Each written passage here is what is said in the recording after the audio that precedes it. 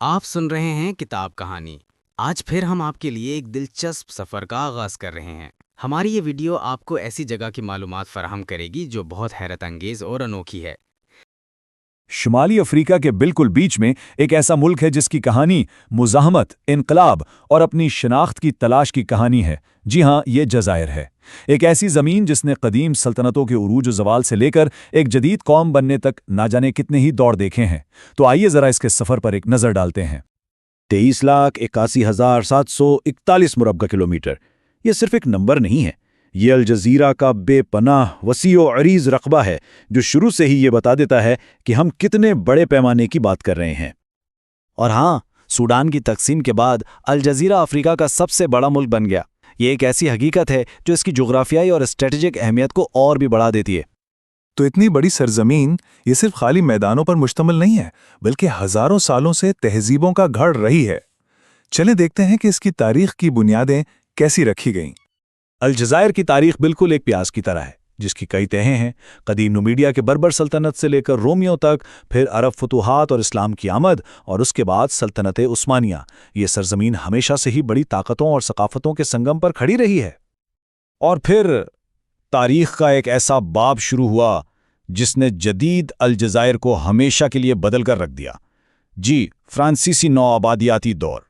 سال تھا 1830۔ یہ ایک فیصلہ کن موڑ تھا۔ فرانسیسی حملے نے نہ صرف ایک نئے دور کا آغاز کیا، بلکہ مقامی آبادی کے لیے بے پناہ مشکلات اور اپنی زمین سے بے دخلی کا سبب بھی بنا۔ یہ ہندسہ اس دور کے انسانی قیمت کی ایک جھلک دکھاتا ہے۔ ایک اندازے کے مطابق فرانسیسی قبضے کے ابتدائی اشروں میں 8,25,000 مقامی الجزائری اپنی جان سے ہاتھ دھو بیٹھے۔ یہ تعداد اس قبضے کی سفاکی کو بیان کرنے کے لیے کافی ہے۔ نوآبادیاتی معاشرہ گہری تقسیم کا شکار تھا۔ ایک طرف تھے یورپی آباد کار جنہیں پیوڈ نوائرز کہا جاتا تھا، انہیں تمام سیاسی اور معاشی مراحت حاصل تھیں، اور دوسری طرف تھی مقامی مسلم آبادی جسے اپنے ہی وطن میں دوسرے درجے کا شہری بنا دیا گیا تھا۔ اسی تقسیم اور جبر نے آخر کار ایک ایسی جنگ کو جنم دیا جو 20ویں صدی کی سب سے خونی اور طویل جنگوں میں سے ایک شمار ہوتی ہے۔ 1 نومبر 1954 یہ وہ تاریخ تھی جب نیشنل لبریشن فرنٹ یعنی FLN نے فرانسیسی راج کے خلاف مسلح جدوجہد کا اعلان کیا۔ یہ وہ جنگ تھی جو الجزائر کا مستقبل ہمیشہ کے لیے لکھنے والی تھی۔ لیکن اس آزادی کی قیمت بہت بھاری تھی۔ اندازاً 7 لاکھ الجزائری مارے گئے، 20 لاکھ سے زیادہ بے گھر ہوئے، اور 8,000 سے زیادہ گاؤں کے گاؤں تباہ کر دیے گئے۔ یہ وہ قیمت تھی جو الجزائر نے اپنی خود مختاری کے لیے ادا کی۔ آزادی کے ساتھ ایک اور بہت بڑی تبدیلی آئی۔ 9 لاکھ سے زیادہ یورپی آبادکار یعنی وہی پیڈ نوائز جنگ کے دوران اور اس کے فوراً بعد الجزائر چھوڑ گئے، جس سے ملک کی آبادی کا نقشہ ہی بدل گیا۔ آزادی مل گئی، لیکن اس کے بعد کا دور بھی آسان نہیں تھا۔ نئی قوم کے سامنے معاشی اور سیاسی چیلنجز کا پہاڑ کھڑا تھا، جس نے اس کے مستقبل کی راہیں متعین کی۔ آزادی کے بعد الجزائر کی معیشت کا سارا دار و مدار ایک ہی چیز پر آ گیا: تیل اور گیس۔ آج بھی ملک کی تقریباً 88% برآمدی آمدنی اسی شعبے سے آتی ہے۔ یہ انحصار ایک طرف تو ملک کی طاقت ہے، لیکن دوسری طرف ایک بہت بڑی کمزوری بھی۔ آزادی کے بعد کا سفر بھی بہت پرخطر رہا۔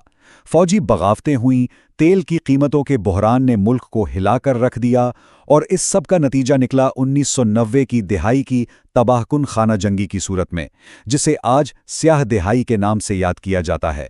اس جنگ میں 1 لاکھ سے زیادہ جانیں گئیں۔ اچھا، ان تمام تاریخی اتار چڑھاؤ سے گزر کر آج کا الجیریا کیسا ہے؟ آئیے موجودہ صورتحال پر ایک نظر ڈالتے ہیں۔ آج الجزائر کی آبادی بنیادی طور پر 2 بڑے نسلی گروہوں پر مشتمل ہیں: عرب جو تقریباً 80% کے ساتھ اکثریت میں ہیں، اور بربر جو ملک کی مقامی آبادی ہیں اور تقریباً 20% ہیں۔ یہاں کا لسانی منظرنامہ بھی اس کی تاریخ کی طرح کافی پیچیدہ ہے۔ عربی اور بربر سرکاری زبانیں ہیں، لیکن نو آبادیاتی ماضی کی وجہ سے فرانسیسی آج بھی بہت اہم ہے، اور اب دنیا سے جڑنے کے لیے انگریزی بھی اپنی جگہ بنا رہی ہے۔ اور یہ ہمیں حالیہ تاریخ کے سب سے بڑے لمحے پر لاتا ہے: 2019 کے ہراک مظاہرے۔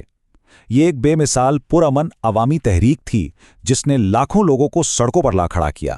اس نے یہ ثابت کر دیا کہ الجزائر کے عوام اب سیاسی نظام میں حقیقی تبدیلی چاہتے ہیں۔ तो आखिर में सवाल यही रह जाता है, जज़ायर के पास कुदरती वसाइल हैं, एक ऐसी आबादी है जिसने बड़ी से बड़ी मुश्किल का सामना किया है, और अब एक नई सियासी बेदारी भी है। इन सब के साथ ये कौम अपने मुस्तकबिल का सफ़र कैसे तय करेगी, इसका जवाब तो आने वाला वक्त ही देगा। हमारी ये मालूमाती वीडियो यहीं इख्तिताम पजीर होती है। हम उम्मीद करते हैं कि आपको ये सफ़र पसंद आया होगा। जो बातें हमने आपको बताई हैं, अगर वो आपके लिए नई थीं तो कमेंट्स में ज़रूर बताइए।